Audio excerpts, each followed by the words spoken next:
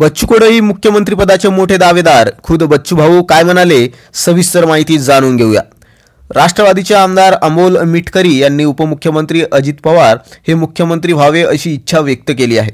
अजितदादा यांना मुख्यमंत्री करण्यासाठी पडेल ते काम करणार असल्याचंही मिटकरी यांनी म्हटलं आहे. तर प्रहार संघटनेचे नेते आमदार बच्चू कडू यांनी मिटकरी यांना हा दावा फेटाळून लावला आहे. मीच मुख्यमंत्री होईल असा दावा बच्चू कडू यांनी केला आहे. ते मीडियाशी संवाद साधत होते. राज्याच्या मुख्यमंत्री पदावर अनेकांचा डोळा आहे. सर्वांनाच मुख्यमंत्री बनण्याची इच्छा देखील आहे. तशी इच्छाही नेते बोलून दाखवत आहेत. तर कार्यकर्ते आपल्या नेत्यांची ही इच्छा बॅनर्स आणि होर्डिंग्समधून व्यक्त करताना दिसत आहेत. अजितदादा गटाचे आमदार अमोल मिटकरी यांनी उपमुख्यमंत्री अजित पवार मुख्यमंत्री व्हावेत अशी आशा व्यक्त केली आहे.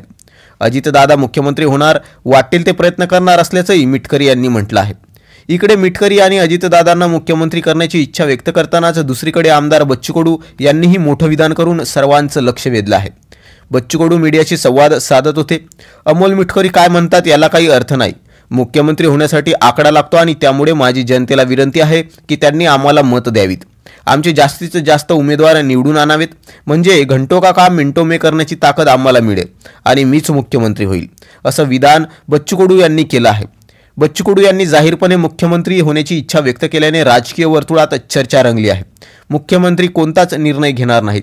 राज्याच्या अधिवेशनात आज मराठा आरक्षणावर चर्चा होणार आहे, मात्र त्यात मराठ्यांना अपेक्षित असा कुठलाही मुख्यमंत्री निर्णय घेणार नाहीत ही बाब समोर आली आहे. दुसरं म्हणजे प्रकरण बरंच किचकट आहे, त्यामुळे यात वेळ जाणार आहे. आज मुख्यमंत्री जी भूमिका घेतली त्यात ते वेळ काढून मागतील, तसेच आम्हाला वाटेल असा दावाही त्यांनी केला.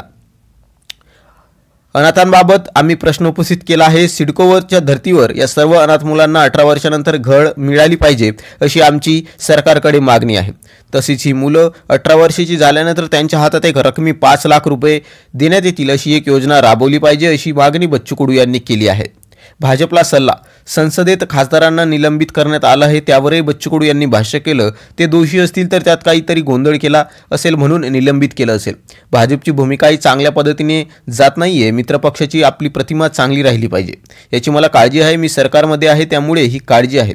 भाजपने विरोधकांबाबत सौम्य भूमिका घेतली पाहिजे असा सल्लाही त्यांनी दिला. तर अशी सविस्तर माहिती होती मित्रांनो. आता बघूया या वक्तव्यावर सरकारवर काय उपस्थित होतो प्रश्न. त्या संदर्भात नवीन माहिती आल्यास आपल्याला हे चॅनलद्वारे देण्यात येणारच आहे. त्यासाठी विनंती आहे, चॅनलवर नवीन असाल तर चॅनलला लाईक करा, शेअर करा, सबस्क्राईब करा, व्हिडिओला मित्रांपर्यंत पोहोचवा. भेटूया नवीन व्हिडिओसह. तोपर्यंत